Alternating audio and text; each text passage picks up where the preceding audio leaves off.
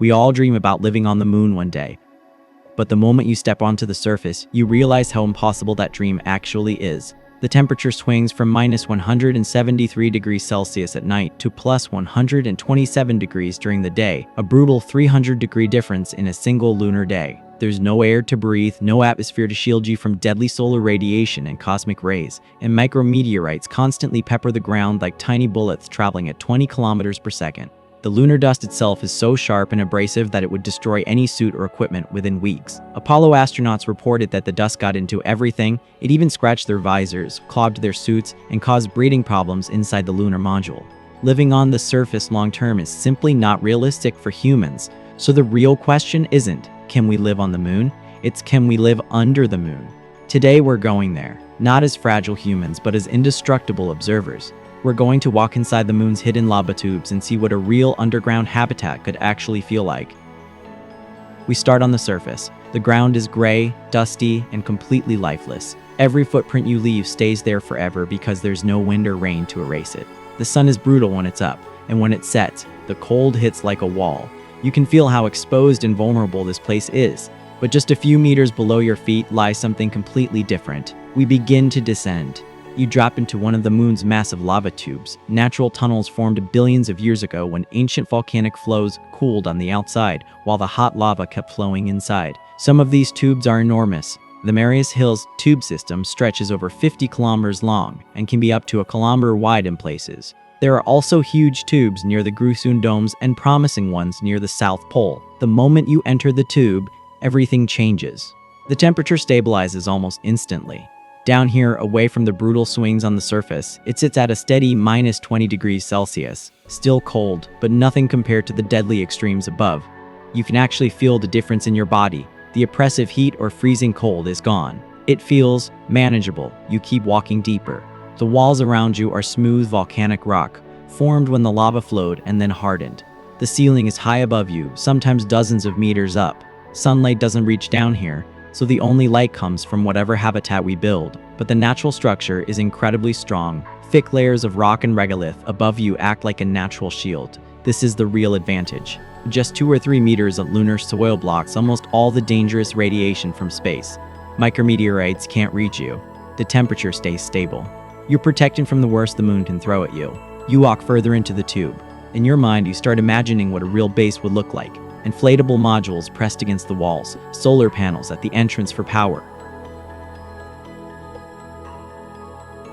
Hydroponic gardens growing under artificial lights, small habitats connected by tunnels. People living here wouldn't feel like they're on an alien world. They'd feel like they're inside a giant safe cave with Earth's gravity replaced by the moon's gentle 1/6 pull. You can jump higher, move easier, and the low gravity makes carrying heavy equipment feel effortless. But it's not perfect. The dust is everywhere, sharp, abrasive lunar regolith that gets into everything. Long-term exposure and low gravity can cause serious health issues like muscle loss, bone weakening, and even vision problems. Studies from long-duration ISS missions and Antarctic bases show that isolation and lack of natural light can lead to depression, sleep disorders, and decreased performance. And building all of this would be one of the most expensive and difficult engineering projects humans have ever attempted. NASA estimates the cost of a permanent lunar base could reach tens of billions of dollars. Still, standing here in the quiet, stable darkness of the lava tube, you realize something. Hi, sorry for interrupting, I just have a quick update for you all. You know how something crazy is always happening in space? New planets, strange anomalies, and space missions launching all over the world? That's exactly why we have started a weekly space newsletter called CosmicGazeYT that brings you the most exciting space updates every week. The first issue is completely free on my Patreon, so you can go read it right now. If you enjoy it, you can upgrade to get a new issue every week there and stay up to date with everything happening in space. And you can even join our private chat there to discuss it all together. The link is in the description, so do check it out. And hey, if you don't want to spend money right now, no issues, I'll see you in the YouTube comments. Thank you so much for watching my content. Back to the video now. Still, standing here in the quiet, stable darkness of the lava tube, you realize something. This might actually be the only realistic way we ever live on the moon long term. Not on the surface in shiny domes like the movies show us, but down here inside the moon itself. And the good news is, people are already working on it. NASA's Artemis program is actively studying lava tubes near the South Pole for future bases. The European Space Agency has similar projects. China's Chang'e 7 mission, planned for later this year, will explore these tubes in detail. Private companies like Max Space and Astrobotic are designing inflatable habitats specifically meant to go inside these natural caves.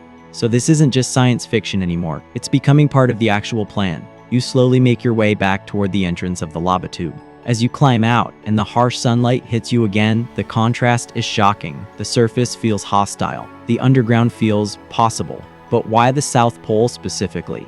Because that's where NASA, ESA, and China have found something incredibly valuable: water ice. In permanently shadowed craters near the lunar South Pole, radar data from NASA's Lunar Reconnaissance Orbiter and India's Chandrayaan missions have confirmed large deposits of water ice. This ice could be mined and split into oxygen for breathing and hydrogen for rocket fuel. Having water on site would dramatically reduce the cost and complexity of building a base. It sounds like science fiction, but the engineering studies are already underway. Of course, there are still huge challenges. The dust problem is massive. Yet, despite all these obstacles, the underground option remains the most promising path. The lava tubes provide natural radiation shielding, temperature stability, and protection from micrometeorites that no surface dome could ever match. For the first time in human history, we are seriously planning to live somewhere other than Earth. Not in a distant future, but within our lifetime. The moon is no longer just a destination for flags and footprints. It could become humanity's first permanent home beyond our planet, and that home will likely be built underground, protected by the moon's own ancient geology. If we ever build a permanent home on the moon, it probably won't be under the stars. It will be under the ground. If this journey underground on the moon gave you some useful information and a glimpse into the future, then consider hitting the like button, subscribing to CosmicGazeYT, and turning on the notification bell. We've got a whole universe of space and more possible theories left to explore, and I'd love for you to join me on the next adventure. Thanks for watching, and I'll see you in the next one.